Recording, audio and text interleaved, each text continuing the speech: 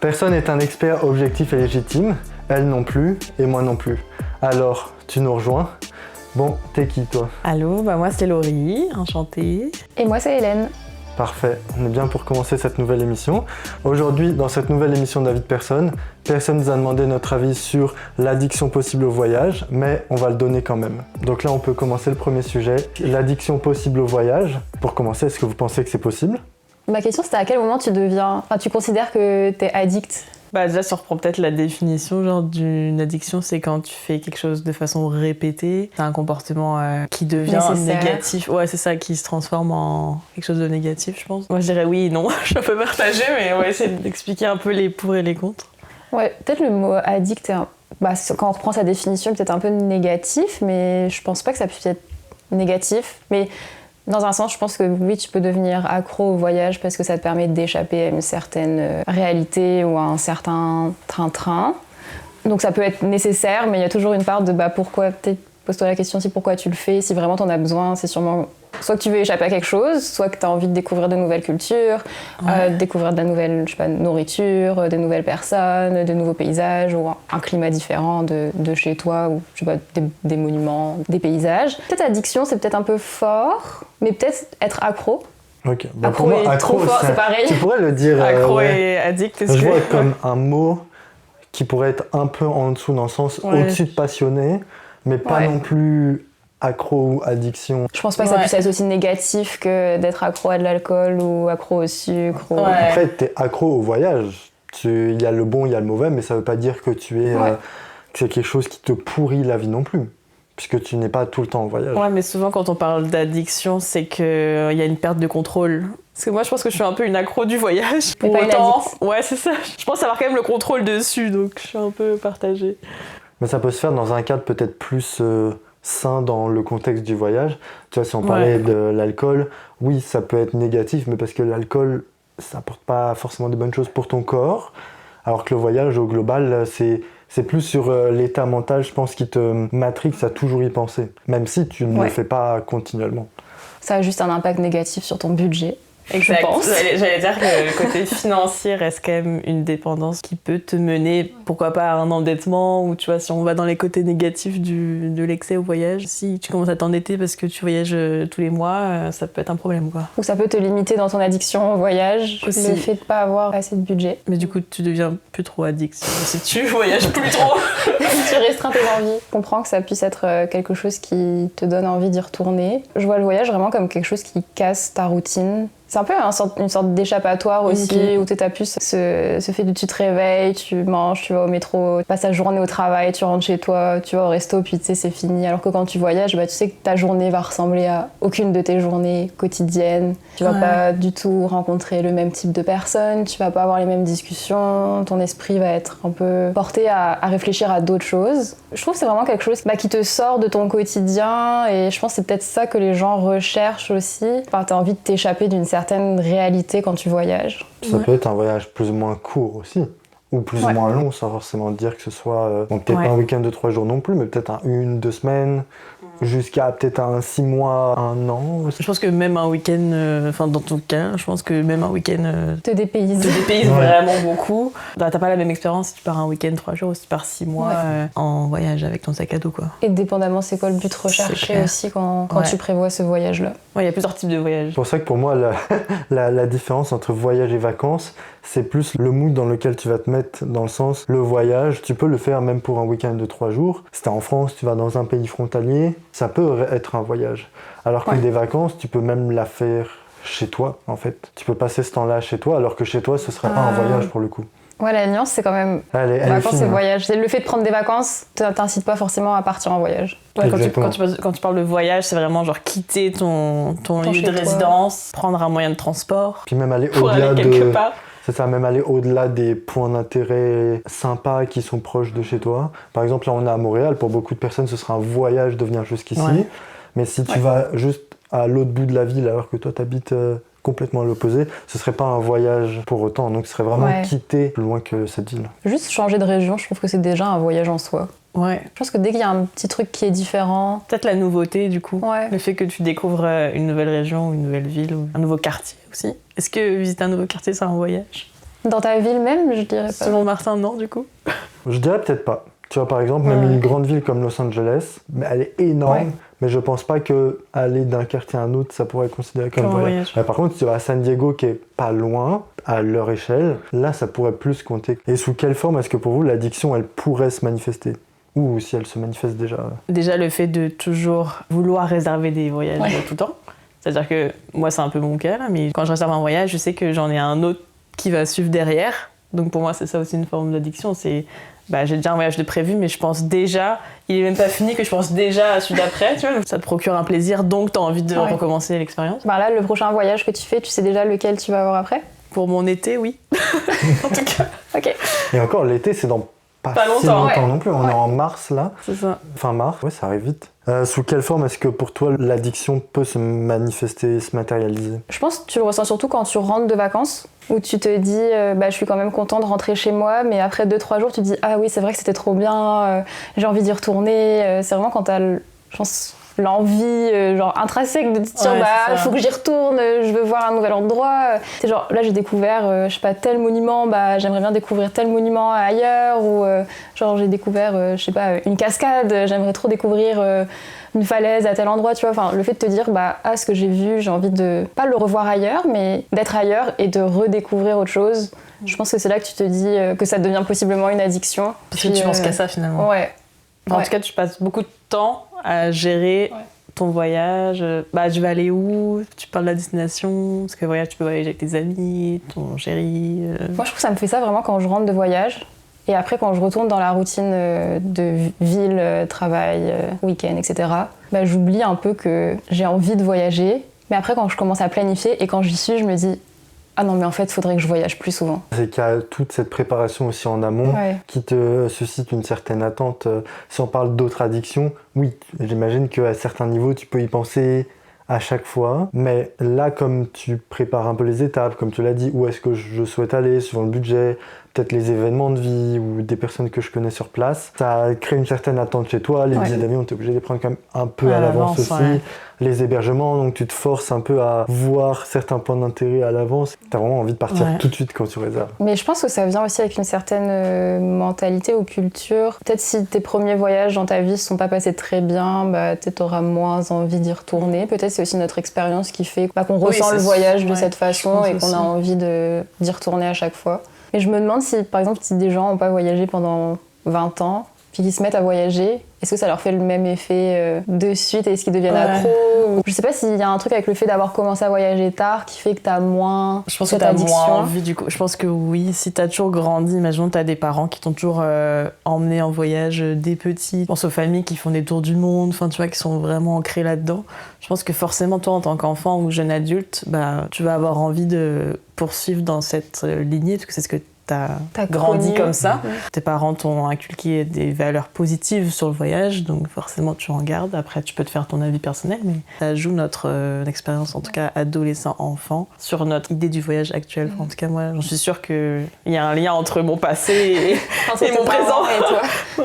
Puis comme tu dis aussi, si tu l'as peut-être vécu plus tard, peut-être que tu as moins certains réflexes d'organisation.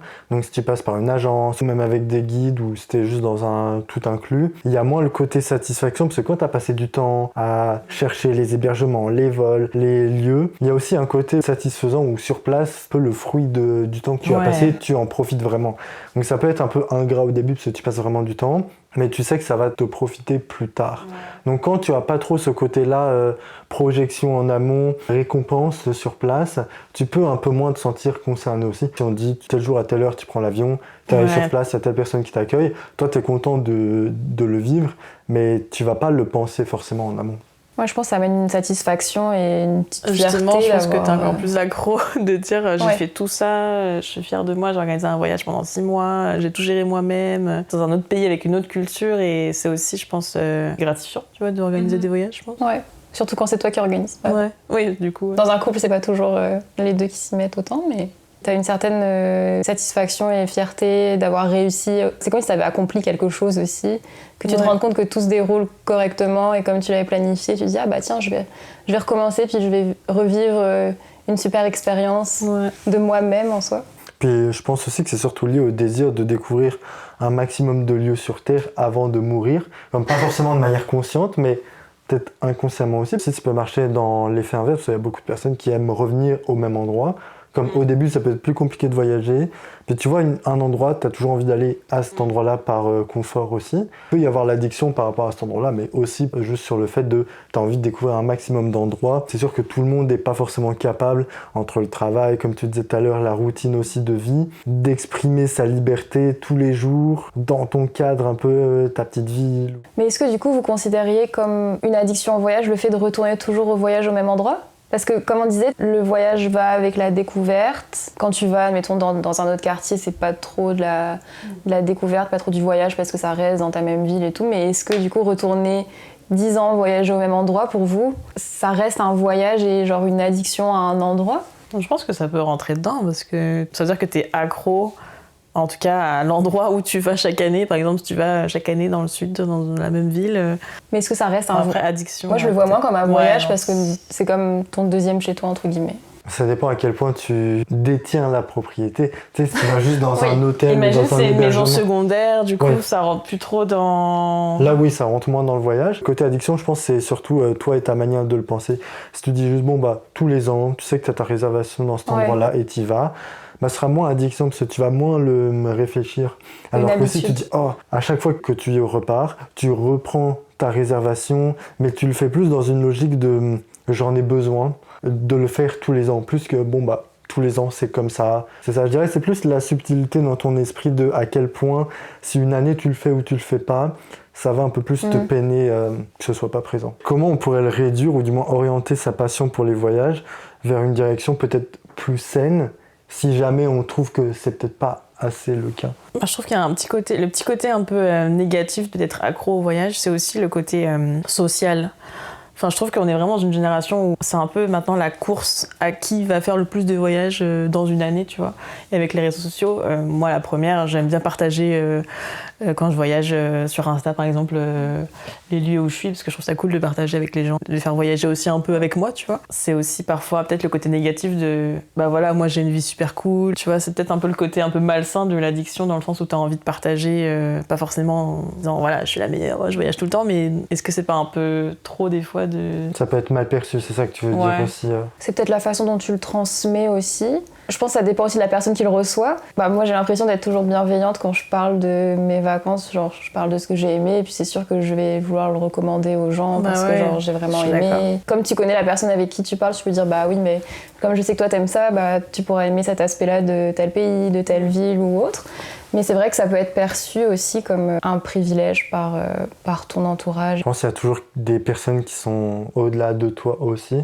Donc après, ça peut être ce côté-là, trouver l'équilibre entre des personnes des fois qui partagent rien du tout et des personnes qui pourraient partager trop. Est-ce que vous connaissez aussi le syndrome de Wanderlust? C'est une expression allemande qui Wander, ça veut dire en allemand Wandern, randonnée, marche, promenade, et lust plus l'envie, le désir. Donc la traduction littérale, ce serait la passion pour les voyages comme le désir de marcher, de bouger ton corps. Et en gros, ça fait référence à l'obsession qu'on peut ressentir pour un voyage, en fait. C'est un peu un syndrome par rapport à ça, donc le désir, l'envie de te promener, de randonner, de faire des choses, dans le sens en dehors de chez toi aussi. Donc c'est un désir plus irrépressible pour découvrir de nouveaux horizons, simplement de voyage. Mais c'est vrai que ça peut aussi, je trouve, ce genre de choses un peu créer de l'instabilité chez toi, parce que tu peux te dire, oh, quand t'es en voyage, t'es là, quand tu rentres chez toi, tu peux être là. Donc ça peut être un peu dur de trouver un équilibre aussi. Tu parlais tout à l'heure du stress financier aussi. Tu mets toute ta thune dans les voyages ou pas alors, mais que tu veux investir pour certains voyages dans le futur. Comment trouver l'équilibre sans ressentir de l'isolement chez certaines personnes. Parce que quand tu es en voyage, tu vois peut-être plus de personnes. Quand tu rentres chez toi, tu as peut-être moins ce côté d'euphorie aussi qui peut arriver et être moins satisfait des choses de la vie quotidienne. Je voulais rebondir sur un des trucs que t'as dit, mais t'as dit beaucoup de choses là. Et après, j'ai perdu mon idée. Je pense que c'était par rapport quand tu dis tu reviens, puis l'écart entre toi, entre toi et les personnes de ton entourage peut être, le retour, puis l'écart entre toi et l'autre personne peut être plus différent. Je pense que d'abord, si le voyage est vraiment un besoin pour toi, j'imagine que tu essayes d'adapter, comme tu dis, ton travail pour avoir une certaine stabilité financière, parce que ça coûte quand même de l'argent. Tes rapports avec ta famille que tu vas avoir moins souvent. Si vraiment le voyage est une addiction pour toi et que tu en as besoin au quotidien, tu orientes un peu ton style. Ça devient un style de vie, en fait. Ça devient pas juste un voyage. Je pense que ça devient plus un style de vie. Et c'est là qu'après, tu découvres... comment financièrement, tu sais, je peux avoir une vie assez stable, mais tout en réalisant mes rêves de voyage et tout en gardant un contact social avec mes amis ou ma famille de mon pays de départ, d'origine. Je pense que c'est plus quelque chose qui se planifie si vraiment tu veux orienter ta vie autour du voyage, parce que c'est sûr que tu auras toujours des contraintes. Le voyage va toujours, je pense, te faire grandir différemment des personnes de ton entourage de point d'ancrage. Si tu rentres un moment ou si tu décides de rester 2 mois à voir ta famille ou autre, tu vas te rendre compte que les gens n'ont pas trop eu de progression par rapport à... Enfin, c'est un peu négatif, mais n'ont pas eu la même évolution, entre guillemets, que toi qui as vu des choses qui t'ont nourri et qui t'ont fait grandir, des rencontres avec d'autres personnes qui t'ont fait ouvrir les yeux peut-être sur un sujet ou la condition de certaines personnes dans un endroit ou même politique, tu vois. Mais ça te fait grandir d'une façon différente. Et c'est sûr qu'après, le retour à la réalité, si tu considères ton pays d'origine comme la réalité, le choc culturel, tu l'as peut-être plus en rentrant qu'en restant en voyage. C'est ça, parce que quand tu es dans ta localité de confort, on va dire, les choses, tu peux les connaître à l'avance, mais ce que tu dis, c'est que quand tu es en voyage, tu as l'opportunité de les expérimenter. Carnaval de Rio, tu as déjà vu peut-être des images, tu connais les musiques, les choses, mais quand tu vas sur place, tu vas avoir tous ces détails en tête. En fait, c'est dans tel quartier, c'est peut-être pas comme ce que j'avais à l'esprit. Donc peut-être que quand tu l'as pas expérimenté, tu vas avoir une certaine idée reçue, mais en fait, après, ce sera différent aussi. Peut-être changer d'avis sur pas mal d'opinions, que tu as tous les préjugés que tu as par rapport à un voyage, ou souvent quand on dit je voyage dans tel pays, les gens, s'ils l'ont déjà fait, ils vont dire moi j'ai pensé ça, donc tu vas te faire ton propre avis. Mais par rapport à ce que tu disais, le sentiment de liberté aussi quand tu voyages, c'est du coup d'être libre, de découvrir plein de nouvelles choses. C'est un style de vie. Il y a des filles qui sont accros au shopping, d'autres qui vont être accros au voyage. Ça va être plus leur argent, ils vont les mettre dans les voyages plutôt que dans acheter des paires de chaussures. Puis il y a des pays dans lesquels tout le monde te dit que c'est dangereux d'y aller. Toi, tu vas y aller, et puis en fait, tu vas peut-être pas le trouver si dangereux que ça. Il y en a, ça a l'air safe, puis en fait, tu vas peut-être avoir des mauvaises expériences aussi. Donc c'est dur de savoir exactement à l'avance qu'est-ce qui va fonctionner avec toi et ton contexte. Oui, c'est beaucoup de choses qui s'alignent, que ce soit déjà juste la météo. Quand t'es quelque part et qu'il fait que pleuvoir, t'as entre guillemets pas envie d'être en vacances à ce moment-là. Sur tes expériences, c'est sûr. Et encore, la météo, la pluie, c'est relou, mais ça reste correct. Mais ça a des événements météorologiques. Des ouragans ou un tsunami, c'est quand même... Ça, ou même juste le Covid aussi. Quand ça arrivait, il y a plein de gens qui étaient pas chez eux. Donc après, pour revenir, pour te déplacer, puis ne pas voir toutes les choses que tu avais prévu de voir par la suite parce que c'était juste fermé, ça peut être une grosse contrainte aussi. Donc pour revenir à ce que tu disais tout à l'heure, c'est intéressant de se dire quand je rentre, il y a certaines personnes qui sont dans un état un peu dépressif. Je pense que ça arrive vraiment. Bon, c'est pas mon cas, même si souvent on est triste de rentrer parce qu'on passe des super vacances et on a découvert plein de trucs géniaux. Voilà, on est trop content. J'ai pas trop moi cet effet négatif en rentrant parce que je sais que il y en a. Il va y avoir dans quelques mois, même si c'est pas tout le temps. Je me projette déjà dans un voyage. C'est comme ça que tu combats la dépression. C'est ça, le bonheur à venir sur place. Non, mais en vrai, je trouve que ça aide, ouais. Je me dis, si j'ai un moment difficile au travail ou dans ta vie perso, je pense que ça peut m'encourager de me dire, dans 2 mois, je voyage avec telle personne. Enfin, moi, je voyage pas trop seule, par exemple. Donc, je me dis, je vais partager un moment incroyable avec soit ma famille ou quelqu'un à qui je tiens, tu vois. Donc, oui, ça me motive, c'est sûr. Ça te met un objectif pour tenir 3 mois de plus. C'est un peu comme un moteur, ça devient une addiction quand même. Mais une addiction plutôt positive, parce que je prends que les avantages du voyage. Les inconvénients, je trouve qu'il y en a pas tant.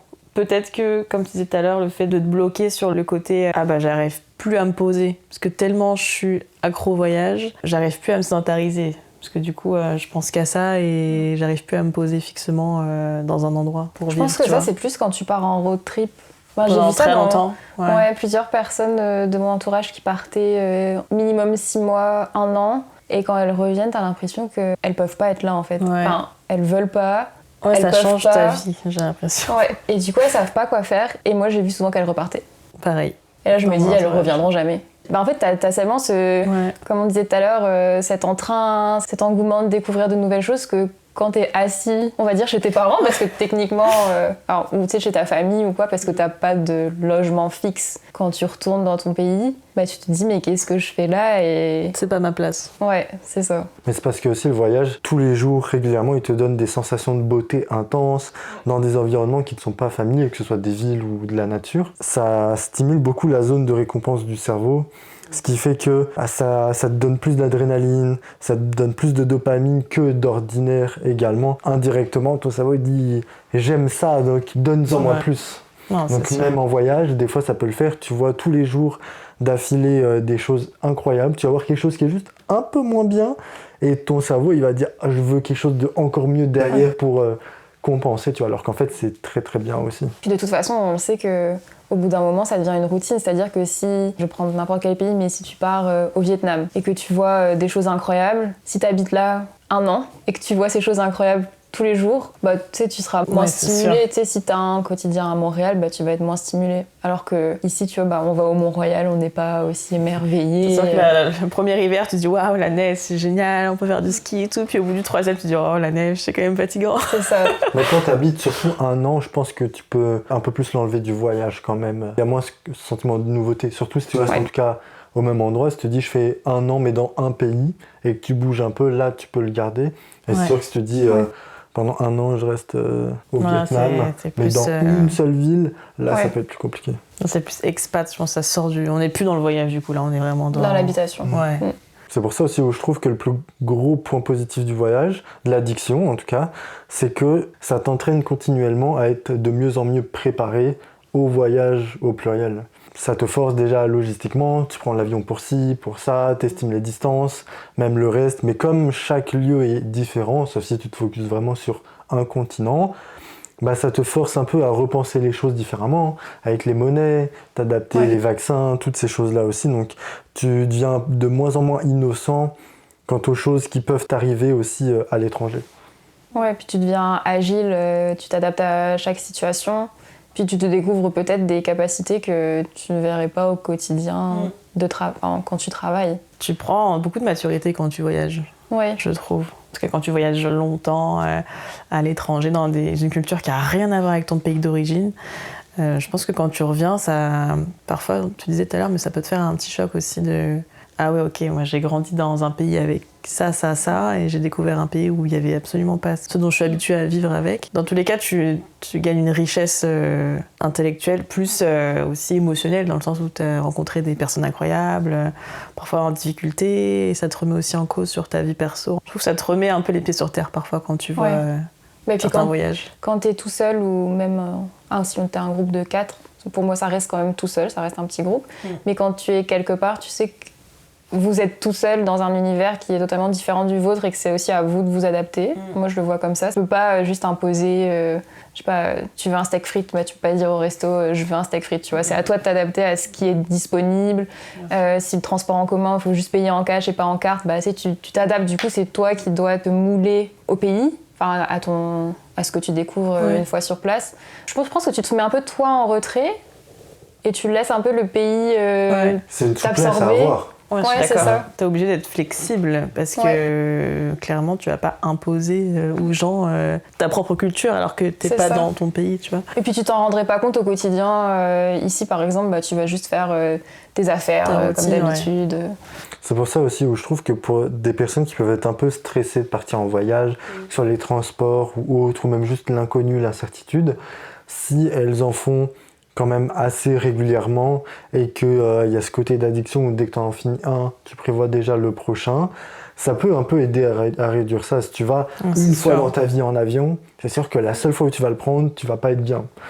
Alors que si tu le prends plus régulièrement, bah, chacun choisira sa notion de régulièrement, bah, là déjà tu pourras un peu plus l'appréhender, tu sauras certaines choses, tu verras peut-être l'évolution. Ah, moi je l'avais pris l'année passée, c'était comme ça. Maintenant il y a ce petit changement aussi, tu vois, même des bateaux. Si tu n'as jamais pris de bateau, première fois tu prends un bateau, tu ne sais pas que tu étais malade en mer, tu es malade. Voilà. Bah, si tu l'as pris une fois dans ta vie, ce sera peut-être pas ta meilleure expérience. Alors que la fois d'après, ça pourra être mieux, tu pourras prendre des petites pilules pour éviter un peu ça, ou te mettre un peu plus à l'air libre et pas juste au fond du bateau. Au fond de la cabine. Ouais, c'est ça. Ça, je pense qu'il y a vraiment par contre des gens... Moi, j'ai des exemples dans mon entourage de personnes qui sont Qui vomissent en bateau. Pas réfractaire, mais qui vomissent en bateau, qui paniquent à bord de l'avion. Mais ça, après... Mais tu sais, plus elles le prennent et pire c'est, tu vois. Genre, ma meilleure amie, elle adore voyager. Un peu, à petite dose. Okay. Mais alors, dès qu'elle prend l'avion... Parce qu'elle a très peur de l'avion. Ouais, j'ai pris l'avion avec elle, elle me tenait comme ça. Et elle paniquait, tu vois. C'était vraiment... tu sentais qu'en elle, ça se passait pas bien. Une fois qu'elle est arrivée, ça va très bien. Mais en fait, c'est que ça lui met un frein. Bah forcément. Mais là, là on est vraiment dans la phobie, tu vois, de l'avion. Donc, je pense que dans son cas, malheureusement, elle aura beau voyager 10 fois par an. Hein. C'est bien, mais je suis pas sûre que, sauf si elle voit quelqu'un pour faire ce travail-là en amont, je suis pas sûre qu'elle soigne cette phobie en prenant l'avion tout le temps. Non, c'est ça marche pas. Bah, la dernière fois, j'ai voulu rentrer chez moi à tel moment. Je vais essayer d'aller un peu plus loin, genre jusqu'à la salle d'embarquement. Et à chaque fois, essaye de se dire, bah, tu sais, j'essaye de me mettre dans un bon mood et tout. Et ça lui gâche toujours le début de son voyage, tu vois. Petit à petit, elle essaye, mais ça marche pas. Et je pense qu'il y a quand même des gens qui arriveront pas à aller au-dessus d'une peur ou d'une phobie pour assouvir une envie de voyager. Non, c'est sûr. Ben moi, ça peut l'aider à affiner peut-être qu'est-ce qu'elle peut faire, ses autres possibilités. Peut-être à ce moment-là, je peux faire, comme vous avez du bateau, du quadrage, du train, de la voiture. Alors c'est sûr que des fois, tu peux être plus limité pour aller où tu veux aller, mais ça peut t'emmener vers d'autres destinations que tu n'aurais peut-être pas pensé initialement. Du coup, c'est bien qu'elle essaye. C'est difficile pour elle pour le voyage, donc le trajet, mais après, sur place, du coup, elle a envie de, j'imagine, guérir cette phobie parce qu'après, elle kiffe son voyage. Du coup, je comprends qu'elle doit être un peu partagée entre j'adore voyager, mais l'avion, pour moi, c'est catastrophique. Ouais, du coup, c'est un gros parent, max. Et est-ce qu'il y a des périodes dans votre vie, je parle pas dans une année, où vous n'avez vraiment aucun voyage de prévu dans le futur, mais comme vraiment de prévu, comme celui-là, je sais que je vais le faire, c'est peut-être pas réservé, mais proche. On a tous des fois des destinations en tête de dire « Oh, j'aimerais bien aller à cet endroit-là ». Mais vraiment, une période où c'est pas envisagé. Je sais pas, peut-être que tu as envie d'aller au Japon, mais que c'est juste une idée comme ça. Mais c'est pas « Tiens, peut-être cette période-là de l'année, je vais faire en sorte que ce soit le cas ». Bah moi, quand j'étais en études en France, je gagnais pas d'argent. Et alors là, ça me venait pas trop en tête de voyager parce que quand t'as pas les moyens, je trouve que c'est... En fait, ça te met une première barrière, quoi. Mes parents me payent déjà mon loyer, je vais pas leur demander de l'argent en plus pour voyager toute seule, quoi. Ou alors... Mais tu sais que tu te greffes peut-être à leur voyage parce que t'es encore assez proche de ta famille, tu fais des voyages avec eux, etc. Mais de moi-même, tu sais, je me serais pas dit, je veux partir parce que je sais que pour l'instant, c'est pas... j'ai pas de salaire, donc c'est compliqué. Ça. C'est pas possible, je dois être à mon cours à 8h le lundi et mon dernier cours, c'est... tel jour, il n'y a pas de créneau, il n'y a pas de possibilité. Une fois que j'aurai fini mon année, je dois faire un stage. Il n'y a juste pas de créneau. À ce moment-là, moi, quand j'étais aux études en France, je savais que ça servait, entre guillemets, à rien que j'y pense parce que je ne pouvais pas assouvir ce désir de voyager. Depuis que tu es plus adulte, maître de ta vie, qui a moins cette barrière, en tout cas des études, est-ce qu'il y a des moments de ta vie où tu te dis, bon là, t'attaques une année sans forcément savoir à peu près qu'est-ce que tu vas faire en voyage? Je pense que ça m'est déjà arrivé, rarement. J'ai l'impression que quand tu arrives dans le monde du travail, et c'est super négatif ce que je vais dire, mais tu as juste envie de t'en échapper. De t'en échapper. Et c'est vraiment pas... En fait, je pense que tu arrives ou c'est peut-être parce qu'on est au début de notre carrière, tu vas de tes études où tu vois quand même tes amis, c'est ton cercle proche, tu vois beaucoup ta famille, tu fais beaucoup d'activités qui ne sont pas le voyage, mais qui sont relativement proches. Ta routine n'est pas une routine de me lever à 7h, travailler à 8h, rentrer à 5h. T'es plus libre, comme le voyage te donne une certaine liberté. Les études, pour moi, je trouvais que ça me donnait une certaine liberté quand même. Et le fait d'arriver au travail où là, c'est vraiment des horaires chaque jour, toujours les mêmes jours de la semaine, toujours la même chose, je pense que c'est un gros choc par rapport aux études. Tu cherches quelque chose qui te rapproche un peu des études et de la liberté que tu avais avant, et la chose la plus proche, c'est le voyage. Après, quand tu étais étudiante, tu avais quand même aussi, j'imagine, une routine, tu avais des horaires fixes. Je trouve que Non. Quand tu es étudiante, ok, ça dépend après le travail que tu fais. Les études en France, je trouvais que oui, tu avais une routine parce que tu avais toujours les mêmes cours au même moment. Mais au Canada, quand j'ai fait mes études, j'avais 3 cours par semaine. Ok. Donc ta routine est... Moi, je trouvais que ma routine à Montréal était vachement... Plus libre qu'en France, du coup, oui. C'est sûr que ça dépend quelle formation ou quel travail tu fais. Si tu fais un travail de bureau où tu es de 8 à 19h, enfin de 8 à 18h tous les jours au travail, je comprends plus le besoin de t'échapper de ça que les gens qui sont en télétravail, qui vont peut-être pouvoir plus être flexibles et peut-être avoir moins ce métro boulot dodo. Donc, est-ce qu'il y a des éléments perturbateurs qui vous auraient dégoûté, même temporairement, du fait de voyager, à certains moments où tu te dis, là, après chaque voyage, je reprogramme le prochain, ou au moins dans ma tête au niveau des dates, mais après celui-là, c'était un peu moins naturel que d'habitude. Bah oui, financièrement, à nos âges, on a des projets.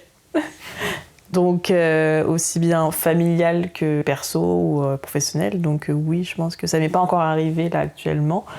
Mais je sais que je vais peut-être moins voyager dans quelques années parce que j'aurai d'autres projets par la suite. Vu que l'argent, c'est un peu le moteur de certains accomplissements. Si tu veux acheter une maison, t'as besoin d'argent. Si tu veux voyager, t'as besoin d'argent. Ouais. Si tu veux avoir des enfants, t'as besoin de beaucoup d'argent. Tout ton argent peut pas être tourné sur le voyage. Si t'es addict au voyage, tout ton argent, toute ta vie peut pas être tournée uniquement sur le voyage parce que je pense qu'il faut quand même que t'essayes de bâtir quelque chose derrière. Après, c'est un choix de vie. Il y a aussi des gens du coup qui ont fait le choix de voyager toute leur vie et d'être comme nomades là, et de pas construire de choses à côté. Après, ça, c'est un choix de vie, quoi. Puis avec l'argent, tu peux pas acheter le temps non plus.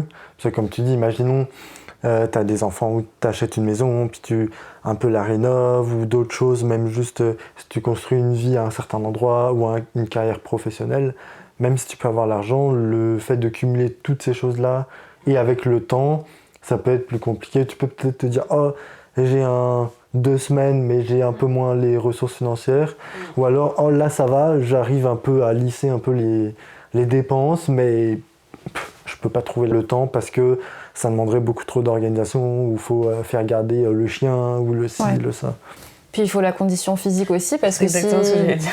Le côté santé aussi. Ouais. Si tu as 2 projets dans ta vie, c'est de construire ta maison et partir en voyage, mais si la moitié de ton temps libre, c'est pour ta maison, t'es peut-être trop fatigué physiquement aussi. Pour après vouloir aller prendre l'avion, aller quelque part, faire une rando, courir. T'es peut-être pas toujours en condition physique pour accueillir un voyage. Et un voyage, mine de rien, c'est quand même quelque chose qui est fatigant. Je trouve que pour moi, c'est pas fatigant mentalement, mais c'est fatigant physiquement quand même. Ça te demande déjà un effort pour te déplacer. Donc, sur des horaires, si tu prends l'avion, tu vas avoir un décalage horaire, il faut se remettre de pas mal de choses. Je pense que même en fonction de ton âge, nous on est jeunes, donc c'est aussi notre génération, on est pas mal dans le voyage, etc. Mais si on pense à nos grands-parents à l'époque, ils n'ont pas voyagé du tout comme ça. D'une, parce que c'était peut-être pas la priorité, en tout cas à l'époque aussi, et que nous on a la chance d'être plus ouverts sur plein de choses. Ouais, si t'as pas une bonne santé, à 70 ans, tu vas pas aller faire le tour de l'Europe, quoi. Donc c'est sûr que c'est plus maintenant, quand on est jeune, qu'il faut profiter, entre guillemets, de voyager quand on le peut, sachant qu'on est en bonne condition physique, parce qu'on sait très bien qu'en vieillissant, ça va être moins facile, en tout cas. C'est ça.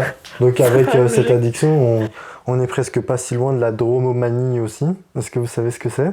Non.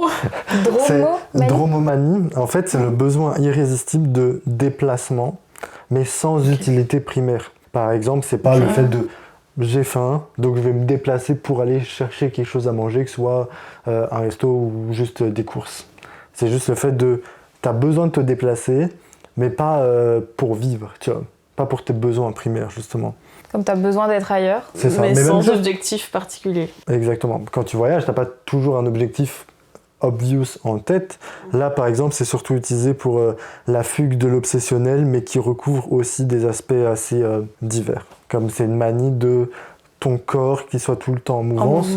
C'est ça, tu parlais tout à l'heure aussi du fait d'être posé chez toi, dans une ville, dans certaines choses. Mais si tu le prends à un aspect plus large, c'est toujours un peu dans ton jus, dans les mêmes choses. Peut-être que tu vas ressentir physiquement un besoin de sortir, de te bouger, mais hors de ce cadre-là. Moi, ça m'a fait un peu ça quand j'ai fini mes études en France et que je suis partie faire un voyage et que je suis rentrée du voyage. Et en fait, je pouvais plus physiquement être en France, je pense. Okay. Et j'avais le choix entre faire des études à Montréal ou faire des études en France. Et en fait, j'ai juste choisi... je pense que j'ai pas choisi Montréal, j'ai juste choisi pas la France. Ok. Et c'est vraiment bizarre, mais je pense que c'était un peu ça, physiquement, genre, je me suis dit, mais je peux pas rester là. Enfin, c'est très bizarre, c'est comme vraiment quoi, la raison? fuite. C'est parce qu'il y avait des choses qui te plaisaient plus dans la façon de vivre en France ou... Ouais, je suis partie faire un échange académique d'1 an. Après, j'ai fait un stage en Thaïlande. Okay. Je suis revenue 1 an et après, je suis repartie faire un voyage. Et en rentrant, je me suis dit, mais en fait, c'est juste, il se passe trop de choses. C'est peut-être il se passe trop de choses ailleurs pour que je reste pour que rester dans soit ce petit suffisant. confort français, tu veux dire?